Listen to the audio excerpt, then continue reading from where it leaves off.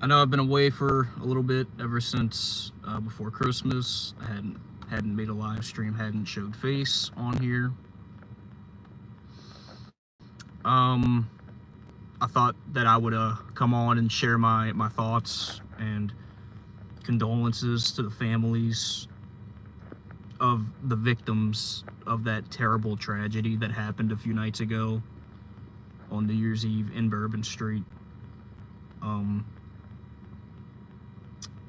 Obviously, me being from the New Orleans area, obviously I have heard a ton about it. It's been all around. It's been all over my social media, Instagram, Facebook, you name it. It's been everywhere. It's been everywhere. I'm sure a lot of you are hearing about it from the major newscasts such as Fox News, CNN, etc. I don't have to look far to look at the modern news regarding the tragedy. What's up, Daniel? What's up, Goose? It was absolutely sickening, dude. I mean, I've seen all the videos. I've seen everything, dude. Everything. Not easy to watch. It's not easy to read on Facebook. A lot of the posts that are being posted from people who were close to these people. Keep in mind, New Orleans is a very, very small city, okay?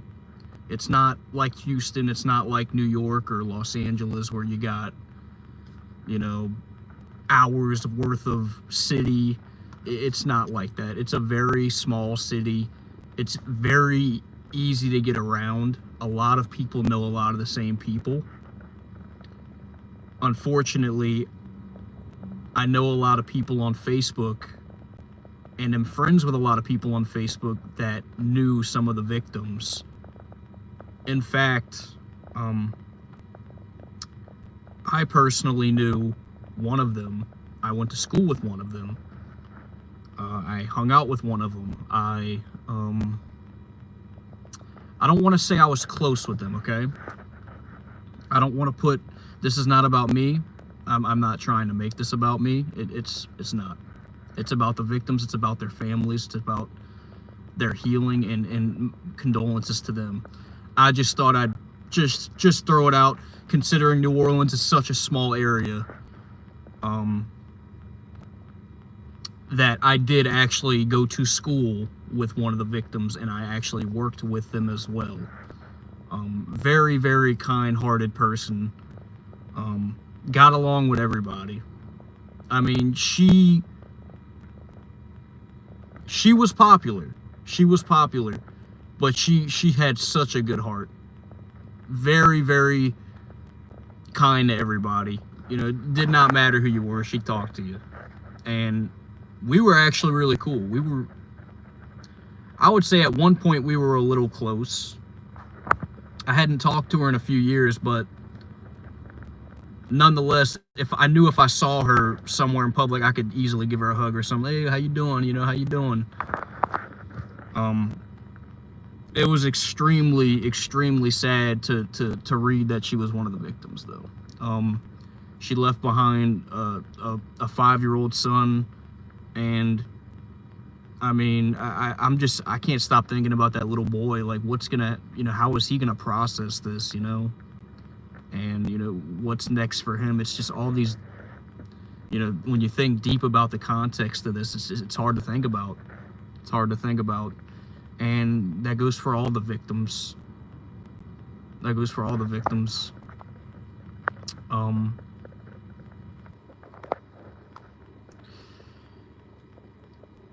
I've seen the names, I've seen all the, you know, the faces of the families and stuff, and seen some of the posts from the families, and I mean, it's hard to read, man. Yeah, prayers, snakebite, to all the families involved. It just happened so fast, dude.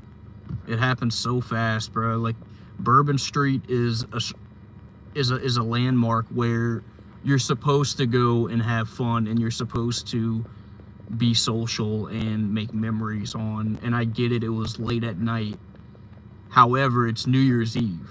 Like, that's a tourism spot. That's where people go when they come to New Orleans. That's where people go.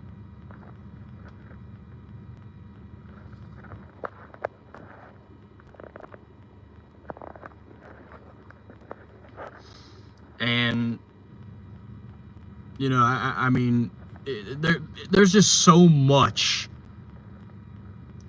many unanswered questions about this sequence.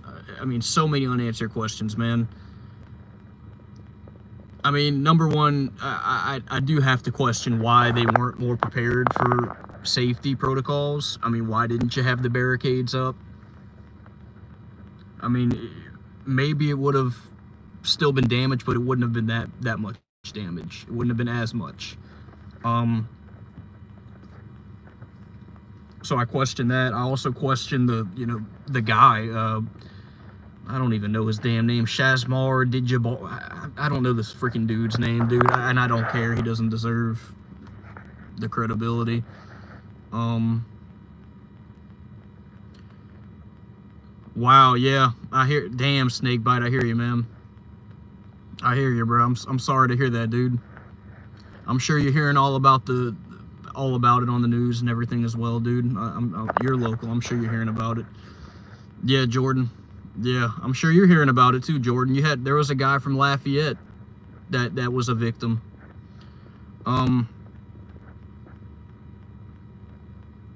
Yeah. So back to what I was saying. The guy who committed the act of terrorism, Shebdar D. I don't know what the.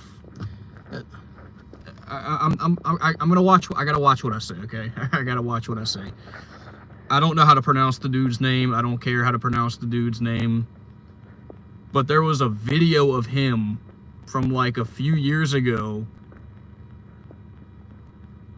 making a video. And this video at the time from like 4 years ago on YouTube of him talking about like iTech or whatever. It didn't have any views. Nothing. None. And ultimately that's not the point. But in the video, the guy looked like you wouldn't anticipate that somebody like that. Like, he seemed normal.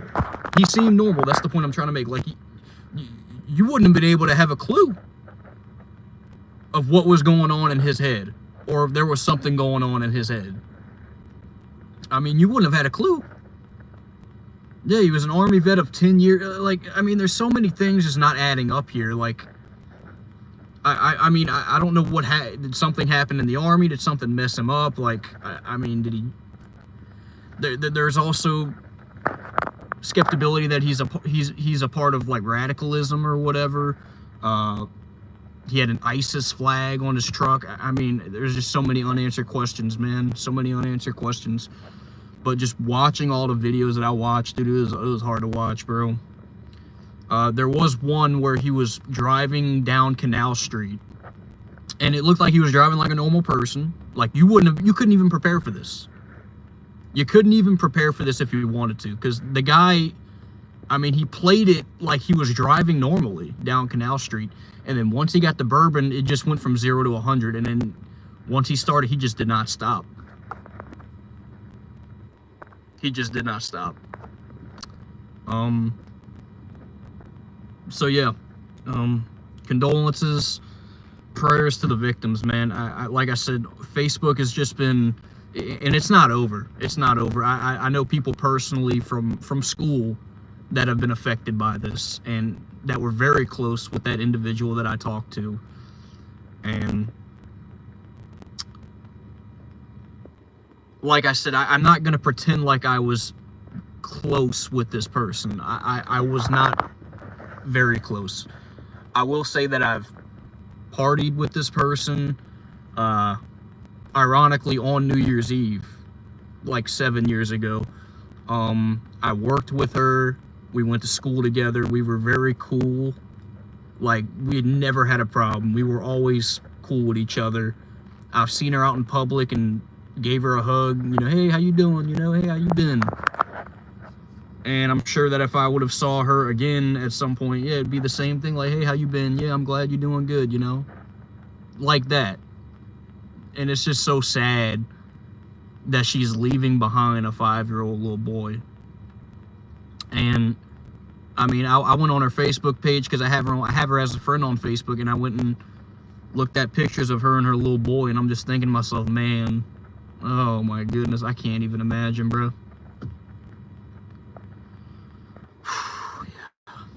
Yeah, man. So I really just wanted to come and give my thoughts out, because I mean I'm from the area. I can't not, like, if you thought I was living under a rock, like, oh, 44 hasn't been on, he hasn't even made a video about it, you're wrong, bro. I've been all in on this news. I know all about it. Trust me, it's not over.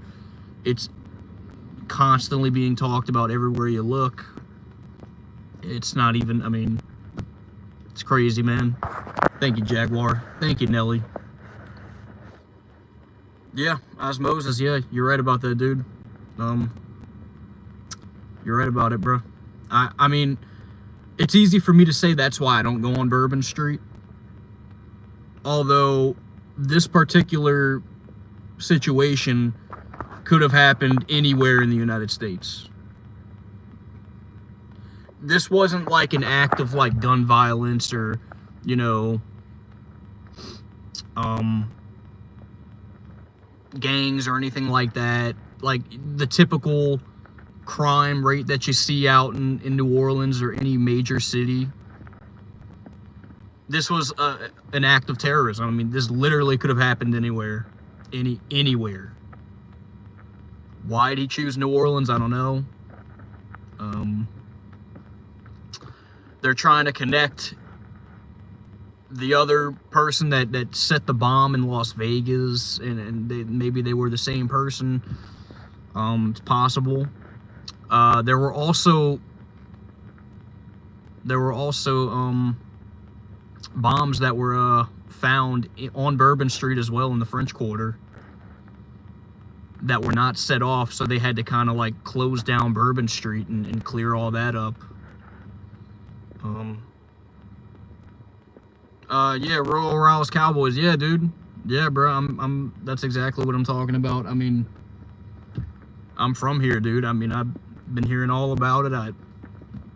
I mean, I knew somebody personally that was a victim, that I went to school with, that I hung out with, and like I said, I'm not trying to make it about myself, but I just to kind of emphasize how small a city New Orleans really is, dude. Like, I know people personally that are deeply affected by this, like, that are messed up from this, like, big time, dude.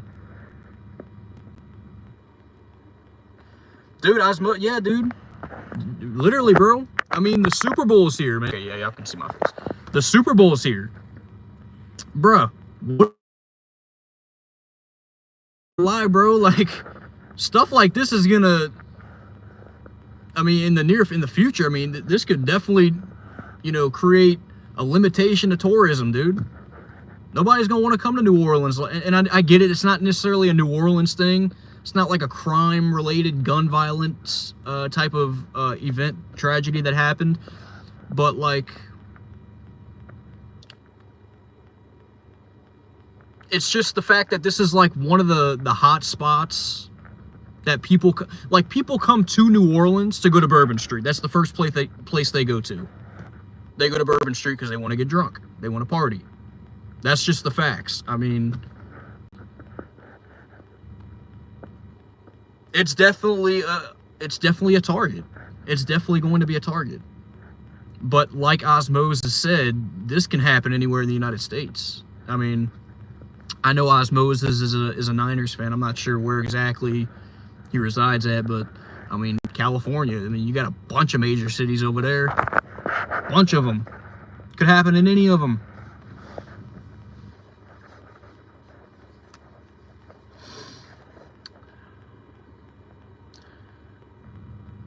And I even said after the event, I said that's why I don't go on Bourbon Street, but it's not necessarily because of that. It's not because of a potential terrorist attack. I don't go on Bourbon Street just for the principle that I know stuff goes down every single night over there. Like, something tragic is going to happen on Bourbon Street, I'd say 50% of the time. 50% of the time, dude.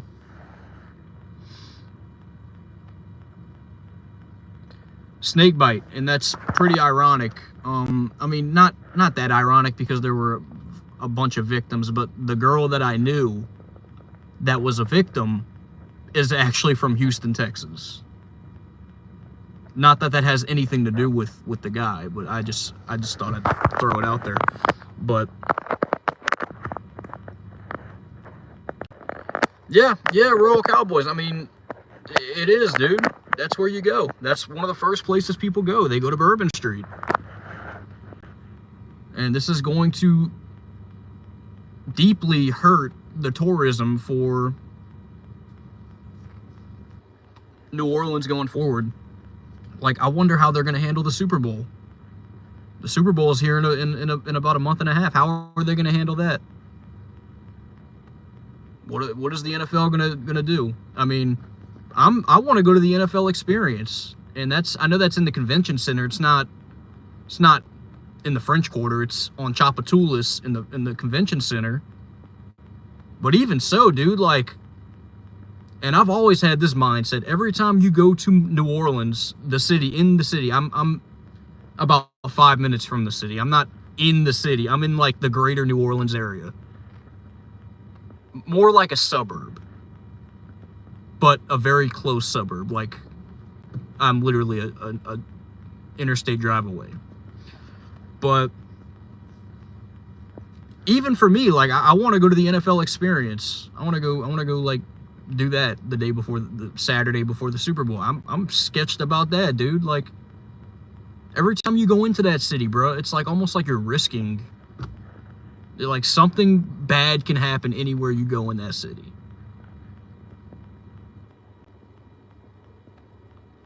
Yeah, snake bite, there were, man. There were. And Royal Cowboys, I hope so, dude. I hope so. I mean, yeah, and I get it. It's not a New Orleans thing. This has just been something that's been going on for years. I mean, with 9/11 up to now. I mean, I don't know, bro. I don't know, bro. Yeah, snake bite, yeah. Yep. I hear you, Jaguar, man. I hear you, bro. Now, the airport is in Kenner. The New Orleans airport, the Louis Armstrong International Airport, that's in Kenner, Louisiana. I don't think New Orleans has like an airport in New Orleans. It's in like the greater New Orleans area, which is in Kenner. So closer. I'm closer to that. Hey, Royal Cowboys, I appreciate it, bro. I appreciate that, man. Crazy stuff, man. A lot of people have put up for the GoFundMes and everything like that for all the victims, and you know, I'm glad that their families are getting taken care of, but you're never gonna, like, you can never fully recover from an incident like this, especially those that had children or leaving behind children. Like, that's just like a whole nother, like, I mean, that's just unimaginable. So, yeah, I wanted to kind of just give my thoughts, and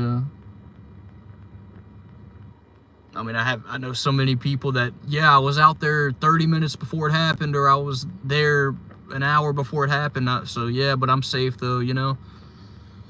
Yeah. Yeah, so there were a lot of people that, you know, that had the same idea. A lot of people typically want to go to the city for New Year's Eve, dude. So, could have been anybody, bro.